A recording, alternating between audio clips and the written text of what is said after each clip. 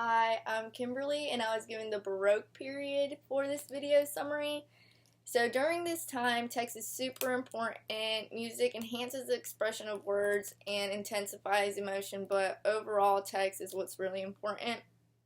The main form of music is opera during this period, and there's some cultural items like the Michelangelo and Bernini.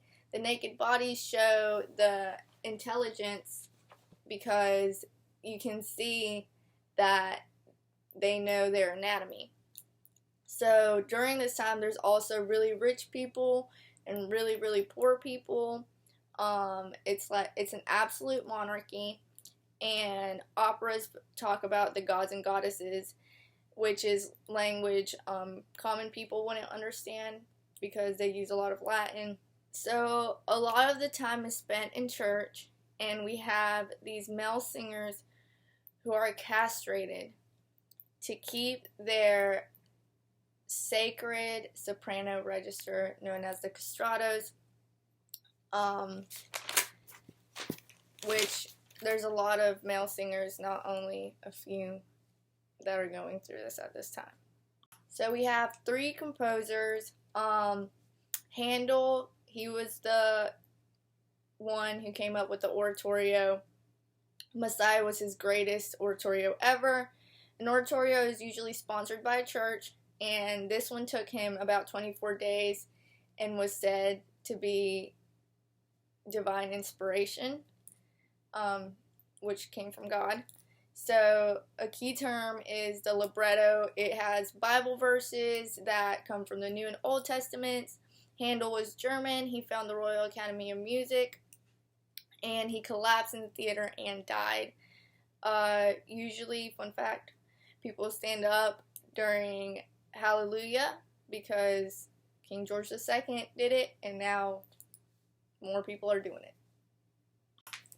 So Vivaldi is another composer during the time. He grew up in Venice, and he was a priest and a composer. As I mentioned before, people were really poor and some people were really rich, and you had to have multiple jobs to keep it going. He started music schools. He's the father of the concerto, and it's really weird that he died of poverty because he had $4 million at some point. The Four Seasons is what people know him more for. It has 4 solo violin concertos, and it's accompanied by a poem, which is known as program music. Then we have Bach, who is also German. He came from a Lutheran family, and he improvised at the organ, the art of fugue, and he was known for his faith. Through his music, you could really see the spiritual message he was trying to give and his faith. Some key terms during this period are the fugue, the contrapuntal composition, in which a single theme pervades the entire fabric, entering in one voice and then in another. There's imitation examples being Handel's Messiah and Bach's Watched Off. And then subject stayed alone at the beginning in lots of voices. The answer, the imitation in another voice, and the counter subject, which is different theme against the subject.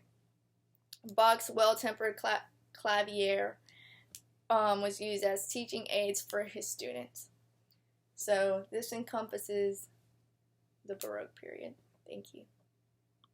Then we have Western tradition, which focuses on instruments and music.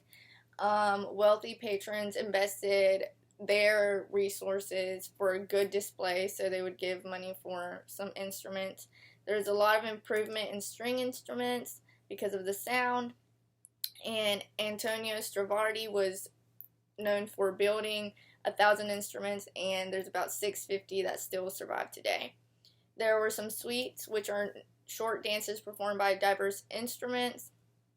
Some dances of peasant origin for the earthiness.